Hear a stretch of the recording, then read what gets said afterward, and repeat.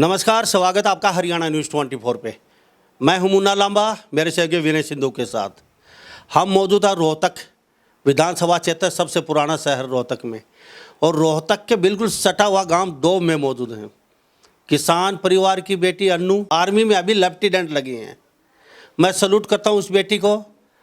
बिल्कुल किसान परिवार। इनके पिताजी हमारे साथ अशोक बैठे हैं, इनके दादी जी हमारे साथ मौजूद हैं, इनकी माताजी हमारे साथ मौजूद हैं, और हमारे साथ बेटी अन्नू मौजूद है।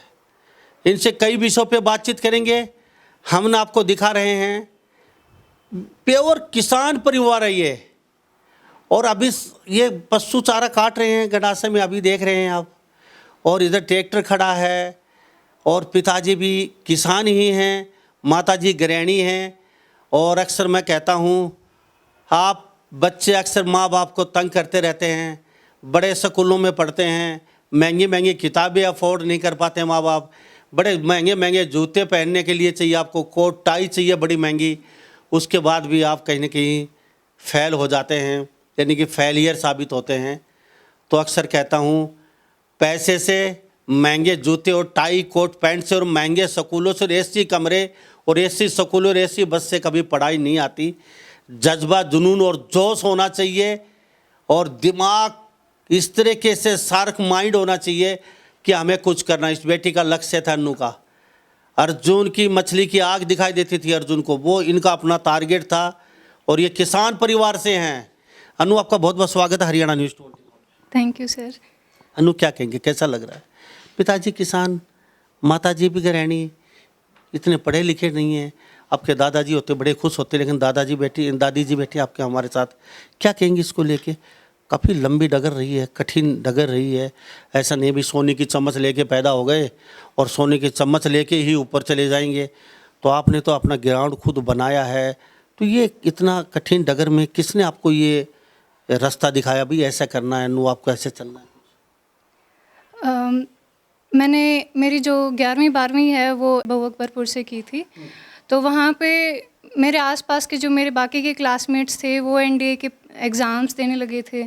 तो वहाँ से पता चला कि हाँ, डिफेंस फोर्सेस में भी जा सकते हैं, लड़कियाँ भी जा सकती हैं।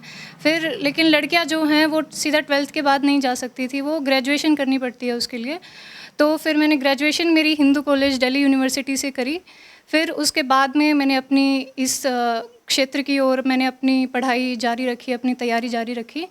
और यही मेरे क्लासमेट्स के थ्रू, मेरे टीचर्स के थ्रू मुझे पता चला था कि ऐसा भी कुछ हो सकता है। और फिर बाद में कॉलेज के टाइम पे मेरे पास में एनसीसी भी थी। मैं एनसीसी बी और सी सर्टिफिकेट होल्डर भी हूँ। तो एनसीसी भी एक मोटिवेटिंग फैक्टर बना, ये जानने के लिए, ये समझने के लिए कि डिफेंस की लाइफ कैसे होती है, और मुझे भी यही ही चाहिए। अच्छा अन्नू, ये आपके पिताजी का सपना था, या फिर 10वीं और 11वीं कक्षा में आपने देखा एनडीए में जा रहे हैं बच्चे, क्यों ना अन्नू तो भी भाग्य आजमाए, और आपको वहीं से आपने फैसला कर लिया भाई कुछ भी हो, अब तो हमें सिर्फ एनडीए में ही जाना है, आर्मी में जाना है, लेफ्टिनेंट बनना है, कर्नल बनना है, बस कुछ भी हो, इधर से उधर हो जाए दुनिया, या फिर कुछ हो? शुरुआत में तो यही था कि हाँ, ये भी जब पता चला कि ये भी एक करियर ऑप्शन है 11th-12th में, तो था कि हाँ ठीक है, एक बार ट्राई करके देखेंगे। लेकिन जो असली मोटिवेशन था वो एनसीसी के बाद में ही आया था। जब मैं कॉलेज टाइम पे मेरे पास में एनसीसी थी, तो 3 साल जो डिफेंस फोर्सेस की जो वैल्यूज़ होती हैं वो मुझे बहुत पसंद आई थी। कि जो ब्रदरहुड की भावना होती है, जो अपने परिवार से बाहर एक बड़ा परिवार बनता है, एक इतनी सारी नई चीज़ें सीखने को मिलती हैं, इतनी थ्रिलिंग जो लाइफ होती है, एडवेंचरस जो लाइफ होती है, तो ये सारे ही फैक्टर्स, और ऊपर से यूनिफॉर्म का प्यार तो होता ही है सभी को, तो ये सारे ही मोटिवेटिंग फैक्टर्स बने। और ये सपना मेरा ही खुद का ही था, और मेरे फैमिली ने उसे फिर बाद में अपना सबका बना लिया। कभी मम्मी और पापा, भाई ने कभी आपको ये नहीं कहा अन्नू क्या कर रही है और क्या करना चाहती है, ये तुमसे नहीं हो पाएगा और दूसरा फील्ड चुन लीजिए, आप ऐसा कुछ कभी लगा? नहीं, जैसे मैंने अभी मेरी आखिरी लाइन में बताया कि सपना शुरू में मेरा था, लेकिन उसके बाद में वो हम सबका बन गया। तो मेहनत सबकी है। हाँ, सबकी मेहनत है। जितने भी अटेम्प्ट्स मैंने दिए, जितना भी कुछ किया, तो बाद में ऐसा मुझसे ज़्यादा मेरे परिवार वालों को ज़्यादा भरोसा, ज़्यादा उम्मीदें थी कि हाँ मेरा हो जाएगा। तो वो उल्टा ऐसे था कि लगे रहो, एक दिन ज़रूर आएगा, अपना टाइम भी ज़रूर आएगा।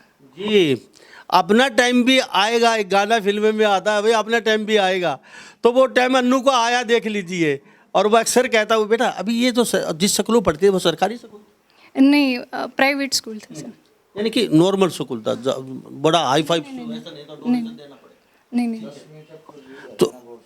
तो 10वीं तक हाँ, मैंने मेरी 10th क्लास, सेकंड से लेकर 10th क्लास तक की जो मेरी पढ़ाई है वो एकदम जो मॉडरेट स्कूल होता है, जहाँ ठीक ठाक बस पढ़ाई ही होती है, इतने ज़्यादा कोई फैसिलिटीज़ या ऐसा कुछ नहीं होता है, तो वहाँ तक पढ़ाई करी है मैंने। वो 10th क्लास तक का मेरा प्राइवेट स्कूल था, लेकिन वो मेरा हरियाणा बोर्ड तक से था। और फिर 11th-12th में मैंने स्कूल चेंज किया और बोर्ड भी चेंज किया। अब CBSE बोर्ड मेरा चेंज हुआ था उसके बाद में। तो उसके बाद दिल्ली कोचिंग वगैरह कुछ चला, दिल्ली आप पढ़े, फिर दिल्ली कितने साल लगाया पढ़ाई में? 3 साल के लिए 2018 से 2021 में मैंने मेरी ग्रेजुएशन करी थी हिंदू कॉलेज दिल्ली यूनिवर्सिटी से। और उसमें बीच में 1.5 साल में तो कोरोना आ गया था, और तो ऑनलाइन पढ़ाई हुई थी। बाकी कोचिंग ऐसा सच कुछ नहीं था। ये पेपर पैटर्न समझ लिया था कि हाँ इस तरीके से सवाल आएंगे, तो मुझे क्या पढ़ना चाहिए, कैसे पढ़ना चाहिए, वो आजकल सब कुछ यूट्यूब पे पता चल ही जाता है। तो सेल्फ स्टडी के थ्रू ही एग्ज़ाम्स वगैरह सब। आपने कहा कि हम कोचिंग वगैरह कुछ ज़्यादा नहीं था। इन 3 साल के बाद क्या घर पे रही या फिर कहीं बाहर ही रह के आपने अपनी तैयारी? नहीं, 2021 में जैसे कोरोना वगैरह आ गया था, तो ऑनलाइन ही सारे एग्ज़ाम्स हुए थे।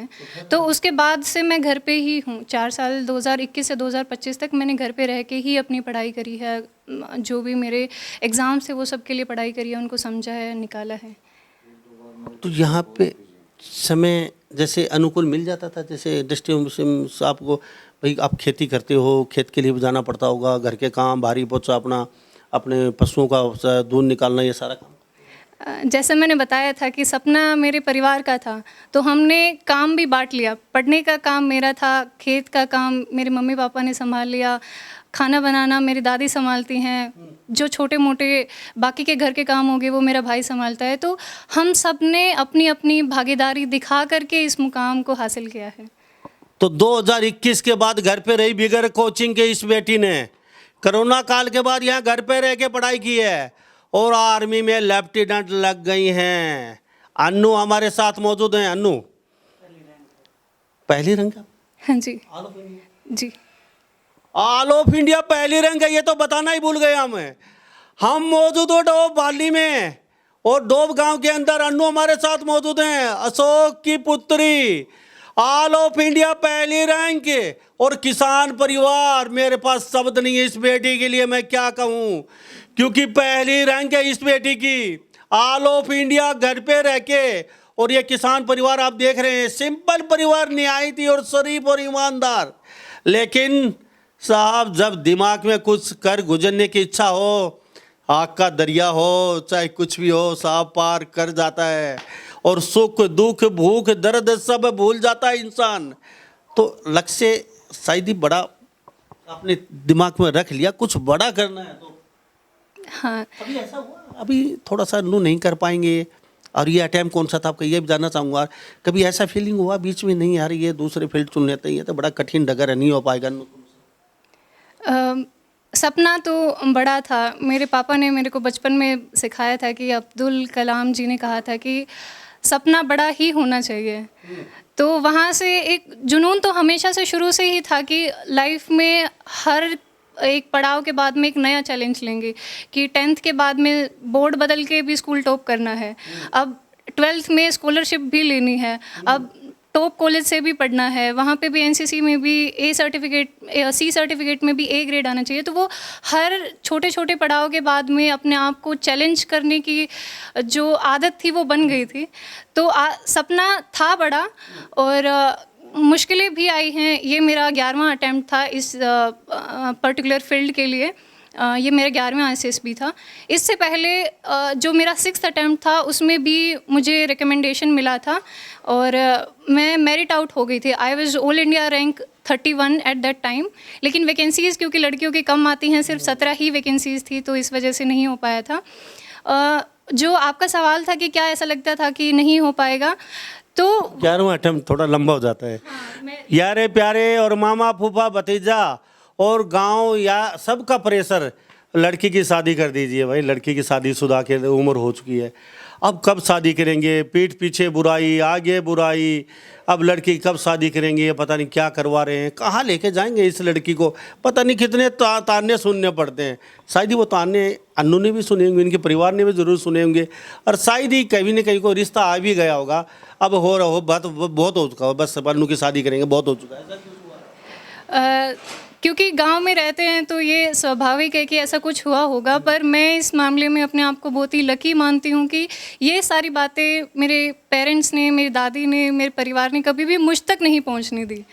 तो और जो पहले वाला सवाल था कि क्या कभी ऐसा लगा कि नहीं हो पाएगा, तो नहीं, वो दिल में एक ऐसा जुनून था कि अगर मेरे आसपास के, मेरे गांव के बच्चों का हो सकता है, मेरे आसपास के स्कूल के बच्चों का हो सकता है, तो मेरा क्यों नहीं हो सकता है।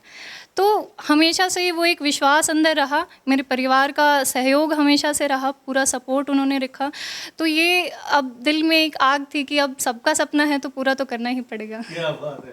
अच्छा, अभी अटेम्प्ट 11वां था, तो एक अटेम्प्ट के बाद तो थोड़ा सा हौसला भी बच्चे का टूट जाता है, परिवार का भी थोड़ा सा हौसला जवाब दे जाता है। तो कभी किसी समय परिवार का थोड़ा बहुत हौसला डगमगाया है, नहीं यार इतने अटेम्प्ट दे चुके भाई बेटी, अब यार थोड़ा सा बोला बहुत हो चुका, अब ना इधर के रहे ना उधर के रहे, बीच में अटक गए, इससे अच्छा तो इससे दूसरा फील्ड चुन के कहने की 80-90 हज़ार 1 लाख की कोई ना कोई और जो प्राइवेट सेक्टर में चले जाएँ, कोई ऐसा कभी?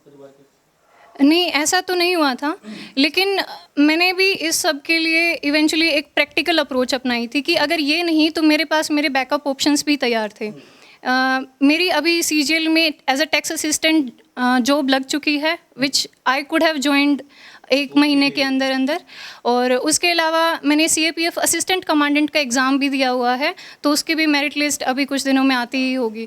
तो ऐसा नहीं था कि मैंने सारा सब कुछ अपना एक ही चीज़ के ऊपर अपना दाव लगा रखा था, सब कुछ मेरा तैयार था कि अगर ये नहीं तो मतलब इस फील्ड में अगर मैं जाऊँगी तो मुझे दिल से बहुत खुशी होगी, लेकिन ऐसा नहीं है कि मैं पूरी तरीके से इसी चीज़ पर डिपेंडेंट हूँ। तो वो कहीं ना कहीं एज अ उसने मेरे कॉन्फिडेंस को बूस्ट अप करने में ही मदद करी थी, और मेरे परिवार को एक मेंटली स्टेबल रखने में भी कि कोई बात नहीं कि ये नहीं तो कुछ और तो ज़रूर कर ही लेंगे, पर करना ये है, अगर इसमें होगा तो दिल से खुशी होगी। तो अनु, ये जो जॉब अभी लगने वाली है ये भी अच्छी खासी सैलरी की जॉब थी? सर 50 to 60,000 के आसपास में थी। तो अनु ने ऐसा नहीं है, ऑप्शन इनके पास एक रास्ता नहीं था, अगर वो रास्ता बंद हो जाएगा तो फिर आगे कहाँ जाएंगे, पूरी जिंदगी वहीं अटकना पड़ेगा, ऐसा नहीं था अनु ने। इनके पिताजी इनसे जानते हैं, सर क्या कहेंगे, बेटे ने तो झंडे गाड़ दिए, खुश हो जी। क्या कहेंगे इसके बारे में जी मैं तो यही कहूँगा कि इसकी मेहनत रंग लाई। अच्छा, कितने पढ़े लिखे हो? मैं सेकेंडरी से पढ़ाई छोड़ रखी जी मैंने सन 1995 में। तो आप कुछ कर नहीं पाए, वो बेटी ने कर दिखाया? बिल्कुल। अच्छा, कभी लग रहा था बेटी इतना बड़ा अचीवमेंट करने वाली है या करेगी, आपके दिमाग में क्या चल रहा था, सही बता रहे थे? वो जी इसने समय समय पे करके दिखाया। अशोक जी, आप तो खेती बाड़ी करते हैं, वो आपकी पत्नी खेती बाड़ी करती है, दादी और ये खेती बाड़ी की है। हाँ, दादी और पोती अभी घर पे रहती है ज़्यादातर, तो इनका कॉम्बिनेशन अच्छा मिला है दोनों? बिल्कुल जी, बगैर कम्बिनेशन के तो यहाँ तक पहुँचना कोई अलाउ नहीं करता। अशोक जी, आपको कभी प्रेशर डाला बेटी पे, नहीं बेटी 11 टाइम हो चुके, अब जाने दीजिए ना, अब नहीं हो सकता, अब यार प्यारे कभी ताने वाने भी सुनने को मिलेंगे, बेटी की शादी कर दो भाई अशोक भाई? ऐसा है जी, कोई रिश्ते भी आते थे मेरे पास, जैसे इसकी हाइट भी अच्छी है, लड़की भी सुंदर है, तो रिश्ते आते, लेकिन वो मेरे तक सीमित रह जाते। भाई ऐसा नहीं, मैं धर्म संकट में अभी लड़की को इतने दिन पढ़ाई मैंने तो हो ली, तो मैं अभी इसको टाइम दूंगा, और इसमें तो अनमैरिड ही चाहिए। आर्मी लेफ्टिनेंट थे, वो इसका सपना था, वो हमारे अंदर भी ये अंदर हम ये सोचते थे कि भाई इसका सपना हमारा पूरा हो तो हमारा सपना पूरा है। तो आपने त्याग कर दिया बेटी का, भाई कोई कुछ भी कहे हम सुनने के लिए तैयार हैं, लेकिन बेटी का सपना पूरा करेंगे। सुनने के लायक तो जी ऐसा है ये, मतलब भाई शादी के लिए भाई इतनी होगी बेटी, 11 अटेम्प्ट हो गए, ये शादी नहीं कर रहे हैं, मामा फूफा भतीजा का प्रेशर आना, फोन आना। न लांबा साहब मेरे ऊपर किसी भाई का किसी रिश्तेदार का कोई प्रेशर नहीं था, और दूसरा सभी को रिलेशन वाले को और गांव वाले को भी ये पता था इसके हुनर पे, सबको ये टैलेंट के ऊपर गर्व था, पूरे गांव को इसको गर्व है। आप कहीं से इंक्वायरी भी करके पूछ लो, पूरा गांव इस पे गर्व करता है। और हम माता पिता तो करेंगे, माता पिता सबके बच्चे अच्छे लगते हैं, जैसे ढीठ बच्चा हो वो भी अच्छा लगता है माता पिता का। तो इसको हमारा इस पे गर्व था कि ये एक न एक दिन इस अचीवमेंट को पूरा कर लेगी। तो अशोक उनके पिताजी हैं, खेती बाड़ी करते हैं। अभी हमने दिखाया इनकी माताजी हरा चारा काट रही थी, अभी आप देख रहे थे, और ये अक्सर ऐसे ही काम होता है। इनके दादी जी, क्या नाम है जी आपका? परमेश्वरी है। परमेश्वरी। 70-75 साल की होगी होंगी। 75-76 की बताऊँ। क्या कहेंगे, पोती के साथ आप ज़्यादा रही हैं घर पे? हाँ रही हो। तो खाना पीना पोती का जब जरूरत होती थी कौन बनाता? आप ही बना के देते? बिल्कुल। अच्छा, क्या क्या तैयारी करती थी पोती के लिए सुबह? भाई रोटी बनाना, दूध, चाय। दो के घर में सो भाई के में खाओ पोती। तो फिर बेटी सारे दिन रात को लेट तक पढ़ना, सुबह 4 बजे उठना, पढ़ने पढ़ाई, तो फिर आप रात को तैयार हो जाती थी? आप ये उठते ही यहाँ भाई चाय वाय पानी दूध कुछ हाँ तैयार रहती थी? हाँ हाँ। तो कभी रात को उठ के नहीं कहती थी बेटी सो जा, घनी पढ़ाई तो पावड़ी हो जाएगी, धर ध्यान ना पढ़ो जी कर जी जान पढ़ो, और जब सही नींद आ जाए सो जाओ। किसो लग गया बेटी ने तो झंडा गाड़ दिया आपके पास। बढ़िया लगा है, बहुत बढ़िया लगा है। तो जी क्या होगा अब इनकी माता जी हो कितनी पढ़ी लिखी? 10th तक। तो बेटी ने तो ऑल ऑफ इंडिया की बात है, यहाँ हरियाणा की बातचीत चली हो रही है, कभी सोचा था इतना बड़ा अचीवमेंट करने वाली है? हाँ ये तो यकीन तो था जी, क्योंकि इसने 12वीं में भी फर्स्ट रैंक इसी की थी, तो ये तो था कि कभी ना कभी तो हो ही जाएगा, इसलिए तो इसके भरोसे पे थे। तभी न्यू उम्मीद थी कि कोई बात नहीं, जितने अटैम्प्ट ये दे सकती है, जितना टाइम है 24 साल तक दे सकती है, तो 1-2 अटैम्प्ट और था इसके पास, तो कभी ना कभी तो हो ही जाएगा। तो फिर कभी थोड़ा सा आप पे भी प्रेशर आया, वही बेटी की शादी कर देते हैं अभी अपने? ना ऐसा, सभी को ये था कि भाई पढ़ रही है पढ़ने दो। हमारे रिश्तेदार भी ये चाहते थे कि ये कुछ लग जाएगी ज़रूर, पढ़ाई में अच्छी है, सबको ये पता था। तो कभी ज़्यादा पढ़ती थी बेटी, कभी टोक देती थी आप सोचा बहुत हो गया पढ़ाई?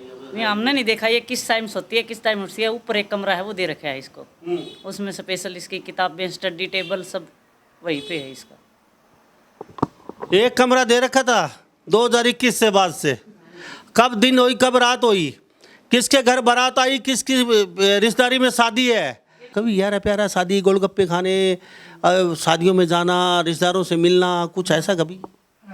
नहीं, मतलब अगर कोई घर आ जाता है तो हाँ उससे मिलना जुलना होता है, शादी ब्याह तो इतने तो अटेंड नहीं करे। तो आपकी वजह से आपके घर वाले भी आपके पास ही अटक के रह गए?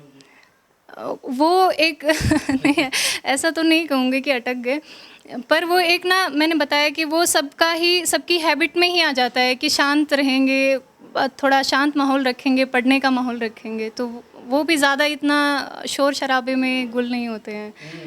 बल्कि यहाँ पे आसपास में अगर किसी का डीजे होता है या कुछ होता है तो उसको भी ऐसा मनाने की कोशिश करते हैं कि नहीं बच्चे पढ़ रहे हैं, थोड़ा शांत करते हैं, थोड़ा कम टाइम के लिए करते हैं। तो वो पूरा एक, मैं कहूँगी कि पूरा इन्वायरमेंट ही इस तरीके से, वो सोच ही इस तरीके से बन जाती है हर किसी की। हमारे काम करने का तरीका ही ऐसा हो जाता है कि पढ़ना है, करना है और कर लेंगे सब। अब पढ़ाई कितनी की आपने? सुबह कितने बजे उठते थे, रात को कितने तक बजे तक पढ़ते थे, दिन में कितनी पढ़ाई करते थे, क्या क्या दिनचर्या रखते थे आप? और खेलने का क्या आपका था, टीवी मोबाइल क्या देखते थे? जो पढ़ाई थी वो मैंने 12th क्लास में मेरे टीचर से सीखा था कि ऐसे घंटों में बंद के पढ़ाई नहीं करनी है। जो एक दिन का एक टारगेट है कि ये मुझे आज ख़त्म करना है, तो वो चाहे मेरा 4 घंटे में हो, चाहे वो 6 घंटे में हो, जब तक वो नहीं होगा तब तक नींद नहीं आएगी। तो वो ख़त्म करना है, चाहे वो सुबह पढूँ मैं शाम में पढूँ। और मेरी थोड़ी हैबिट है कि मैं रात को थोड़ा लेट तक पढ़ना ज़्यादा प्रेफर करती हूँ, थोड़ी शांति ज़्यादा होती है उस टाइम पे, तो वो उस टाइम पे मैं करने की कोशिश करती थी। और फ़ोन में क्योंकि मैं अब बाहर से कोई कोचिंग या कुछ नहीं ले रही थी अपने पढ़ने के लिए, तो फ़ोन आज के टाइम पे एक बहुत ही अच्छा टूल है जो आने वाली जनरेशन है उसके लिए भी। अब घर बैठे ही सारे के सारे रिसोर्सेज हमारे हाथ में हो सकते हैं अगर हम कोशिश करें तो। सो यूट्यूब पे अपना मैंने बताया कि कोई करंट अफेयर्स की वीडियोस देखनी है या फिर कोई पहले के जो सिलेक्टेड लोग हैं उनकी बातें सुननी है, जो ऑफिसर्स हैं उनकी माइंडसेट को पढ़ना है, या पहले के हमारे आर्मी ऑफिसर्स की बातें सुननी है, सब कुछ ही यूट्यूब पे है। तो मैं तो कहूँगी कि it is a very good tool if used wisely. अच्छा, कितने घंटे ज़रूर समझो? 4, 6, 8 घंटे? फिर भी थोड़ा सा बता दीजिए भाई, इतना तो लगभग पढ़ना पड़ेगा आपको भाई, इतने तो लगभग। मैं एक्चुअली क्वांटिटी से ज़्यादा क्वालिटी में बहुत ज़्यादा बिलीव करती हूँ कि अगर आपको 4 घंटे, अगर किसी दिन ज़्यादा मन नहीं है आपको 4 घंटे पढ़ना है, आप 4 घंटे पढ़िए, लेकिन उसको अपने आप को खींचिए मत। 4 घंटे जब पढ़ें तो आपको फिर ऐसा बोरियत ना महसूस हो, ऐसा बर्डन महसूस ना हो। तो 4 घंटे 6 घंटे अब मेरा एक्चुअली कोई फ़िक्स नहीं रहता था। अगर एग्ज़ाम दूर है तो कम पढ़ लिया, लेकिन अगर एग्ज़ाम पास में है, एकदम ही 1 महीना है, और क्योंकि मैंने पहले बताया कि मैं 3 एग्ज़ाम साथ में मैनेज कर रही थी, तो जब कोई एग्ज़ाम आना होता तो 6-8 घंटे भी खिंच जाती थी पढ़ाई, और वो भी क्वालिटी वाली पढ़ाई। तो मैं बीच बीच में अपने अच्छे से, जब मेरे को ऐसा लगता है कि अब मेरा उतना फोकस नहीं बन पा रहा है, तो मैं ब्रेक ले लेती थी, घर वालों से बातें कर ली, थोड़ा हंसी मजाक कर लिया, इधर उधर टहल लिए, और फिर आके अपना वापस से अपने दोबारा दूसरा स्लॉट शुरू कर लिया। अन्नू, अब जब दिमाग ज़्यादा बोर हो जाता था उस समय क्या घर वालों से गपशप मारते थे या फिर मोबाइल या टीवी देखते थे या फिर क्या? मोस्टली तो क्योंकि पढ़ाई मेरी मैंने फ़ोन से ही करी है, लैपटॉप से ही करी है, तो वो स्क्रीन से टाइम निकाल के मैं प्रेफर करती थी कि मैं घर वालों के साथ बैठ लूँ, कुछ उनकी बातें सुन लूँ, कुछ अपनी कह लूँ। तो ऐसे ही थोड़ा हंसी मजाक करके दिमाग शांत करने की कोशिश करते थे। के साथ साथ इतना और बता दीजिए, किताब कौन सी पे फोकस रखा आपने? एनसीईआरटी की कितनी भूमिका निभा सकते हैं हम बच्चे, कितना फेथ करें उस पर? यूट्यूब की सामग्री उठाइए, उस पर कितना भरोसा कर सकते हैं? मैंने सीडीएस एग्ज़ाम को क्योंकि टॉप किया है तो मैं उसी के बारे में बात करना चाहूँगी। उसमें 2 एग्ज़ाम्स होते हैं, एक इंग्लिश का होता है और एक जीएस वाले पार्ट का होता है। तो इंग्लिश के लिए उसमें भी फर्दर ग्रामर, कॉम्प्रिहेंशन वगैरह काफ़ी कुछ होता है। तो मेरा सबसे पहला सजेशन ये रहेगा, क्योंकि ये एग्ज़ाम यूपीएससी कंडक्ट कराती है और यूपीएससी अपनी वेबसाइट को बहुत ही अच्छे से मैनेज करती है। वहाँ पे आपको सारे के सारे PYQs विद आंसर की सब कुछ मिलेगा। तो पहले मैं कहती हूँ, ना मुझ पे ना किसी और पे भरोसा मत करिए, आप पहले अपनी आंखों पे भरोसा करिए। आप अपने एंड से पहले रिसर्च करिए कि आपके एग्ज़ाम की डिमांड क्या है, किस टाइप के सवाल पूछे जाते हैं, आपको कितने आते हैं, और फिर अपनी तैयारी को, आपके पास में कितना टाइम है, उस हिसाब से अपनी एक स्ट्रेटजी बनाएं। दूसरों की स्ट्रेटजी आपको पूरी तरीके से फिट कभी नहीं कर सकती है और वो हमारा टाइम वेस्ट ही करेगी। तो आई बिलीव कि we should form our own strategy. और इंग्लिश के लिए मैंने कोई बुक नहीं पढ़ी थी, क्योंकि मैंने इंग्लिश में न्यूज़ देखना शुरू कर दिया था। जो भी मैं न्यूज़ कंज्यूम कर रही थी तो वो मैंने इंग्लिश में देखना शुरू किया। फिर वो धीरे धीरे बोलचाल में आने लगी इंग्लिश, एक आधे शब्द इंग्लिश में इधर उधर हिंदी में बातें करते हुए भी निकलने लगे। तो वो धीरे धीरे बोलते बोलते, सुनते सुनते, न्यूज़पेपर वगैरह कभी पढ़ लिया तो उसके थ्रू, या कोई बुक्स वगैरह जो भी मैं पढ़ रही थी, क्योंकि वो भी इंग्लिश में ही थी, तो उनके मीनिंग्स को भी, अगर मेरे सामने अगर कोई शब्द आ रहा है जिसका मतलब मुझे नहीं पता है, तो वो अपने एंड पे एक क्यूरियोसिटी रखनी पड़ेगी कि हाँ मुझे सीखना है। तो सीखना चाहे कहीं से भी हो, एक किताब के सहारे बंधने से शायद इंग्लिश उतनी अच्छी नहीं होगी। साइंस आती है तो उसके लिए 9th-10th क्लास की NCERTs are more than enough. और जो उसमें ज्योग्राफी वाला पार्ट है उसके लिए 11th क्लास की फिज़िकल और इंडियन ज्योग्राफी की किताबें होंगी, और पॉलिटी के लिए लक्ष्मीकांत। ये इतना सब कुछ, और फिर उसके अलावा जो भी यूट्यूब पे करंट अफेयर्स की वीडियोस मिल जाएंगी। आप जिसको अच्छा जानते हों, आप जिसको सबसे ज़्यादा कनेक्ट कर पा रहे हो जिसके साथ में, वो वीडियोस देखिए। और ज़्यादा से ज़्यादा अपने जो पास्ट ईयर पेपर्स हैं उनको सोल्व करने की कोशिश करें। आप 5 साल 6 साल के पास्ट ईयर पेपर्स करें, और ये जो भी अपना कंटेंट है उसको मिनिमम रख के रिवाइज सबसे ज़्यादा करना है। जो आपने पढ़ा है वो आपको एग्ज़ाम तक याद होना चाहिए, ये गोल होना चाहिए। तो पढ़ें कम, रिवाइज ज़्यादा करें, और अपने क्वेश्चंस की डिमांड को समझें कि क्या पूछना चाहता है, तो हो जाएगा, इतना मुश्किल नहीं बनेगा फिर। पेपर कौन सा मंगवाते थे? अखबार पे कौन सा ज़रूरी समझते थे, ये अखबार हमारे लिए ज़रूरी? सर मैं मोस्टली यूट्यूब से ही अपना सारा न्यूज़ कंज्यूम करती थी, लेकिन जैसे मैंने बताया कि यूपीएससी का मैंने सीएपीएफ असिस्टेंट कमांडेंट एग्जामिनेशन का भी इंटरव्यू भी दिया है। मैंने लास्ट टाइम भी दिया था, वहाँ पे मैं मेरिट आउट हो गई थी और इस बार फिर से मैंने दिया है। तो क्योंकि ये इंटरव्यूज़ ऐसे हैं जहाँ पे यूपीएससी के बोर्ड वाले मेंबर्स बैठेंगे, तो वो उस टाइम पे ये ज़रूरी हो जाता है कि हम क्रेडिबल सोर्सेज से ही न्यूज़ कंज्यूम करें। तो उस टाइम पे मैंने हिंदू न्यूज़पेपर को पढ़ा था करीब 1-2 महीने के लिए। तो यूट्यूब से कितनी सामग्री उठाई आपने? 50-60% अपनी यूट्यूब से सामग्री, या 100 की 100 मानेंगे? नहीं, मैं 50% कहूँगी, क्योंकि जैसे जो मैंने किताबें गिनवाई हैं वो मैंने एक बाय लाइन बाय वर्ड मैंने पढ़ी हैं, और उसके अलावा 50% अपने आप को अपडेटेड रखा है कि जो भी न्यूज़ मेरे आसपास चल रही है as a awared citizen of India, कि मेरे आसपास क्या चल रहा है। क्योंकि सिर्फ एग्ज़ाम क्लियर नहीं करना है, एसएसबी भी है उसके आगे, तो उसको एक अच्छा देश का एक जागरूक नागरिक चाहिए उनको। तो वो जो अपडेट रहने वाला पार्ट है वो मैंने यूट्यूब का सहारा लिया था उसके थ्रू। चलते चलते और जान लेता हूँ मैं, अब कहेंगे कोई बेटी बॉक्सी, कोई गायकार, कोई फिल्मी हीरोइन है, या कोई डॉक्टर इंजीनियर, पता नहीं क्या क्या बनना चाहती है। अब सबको छोड़ के लठ लेके पीछे पड़ जाएगी मम्मी और पिताजी, नहीं नहीं अन्नू बनना तेरे को, ये हटा यार, अन्नू बनना तेरे को, ये हटा, नहीं अन्नू बनना। नहीं, सबकी फीलिंग अलग अलग, सबकी अपना विचार, सब अपना कुछ अपने अपने क्षेत्र में अच्छा करना चाहती हैं बच्चियाँ, और वो जो कर रही हैं वहीं के भी नहीं रहेंगे और उधर के भी नहीं रहेंगे, उनकी ज़िंदगी बर्बाद हो जाएगी। तो सब अन्नू बनने की कोशिश ना करिए, बता दीजिए। ये आपने, मुझे खुशी है कि आपने ये इस इशू को हाईलाइट किया। ये गांव में भी या फिर एक इंडियन सोसाइटी में ये एक काइंड ऑफ प्रथा रही है कि हम ना जहाँ पे सक्सेस मिलती है फिर सब कुछ उसी तरफ ही जाना चाहिए। भेड़ चाल।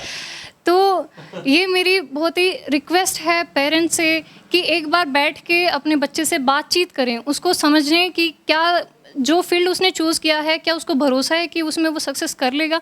अगर उसका जवाब एक बार भी वो बच्चा हाँ बोलता है, कि वो कहता है कि अगर आप मुझे सपोर्ट करोगे तो यही ही फील्ड है जहाँ वो जाना चाहता है, तो मैं कहूँगी कि अपने बच्चे पे भरोसा करें, उसे वो टाइम, उसे वो सपोर्ट दें। और मुझे पूरी उम्मीद है कि अगली बार आपका बच्चा ही वो एग्जाम्पल बनेगा जहाँ पे दूसरे लोग जाना चाहेंगे। अन्नू, अब चलते चलते छोटा सा शॉर्टकट में जवाब दीजिए। माँ और पिताजी को बचपन से कितना तंग किया, मुझे अच्छी कोट दे दीजिए, अच्छी टाई दे दीजिए, अच्छे जूते दे दीजिए, और जेब खर्चा दीजिए रोज़ खाने पीने के लिए 500 रुपये का, जो और बच्चे मांगते हैं आजकल, देख रहा हूँ।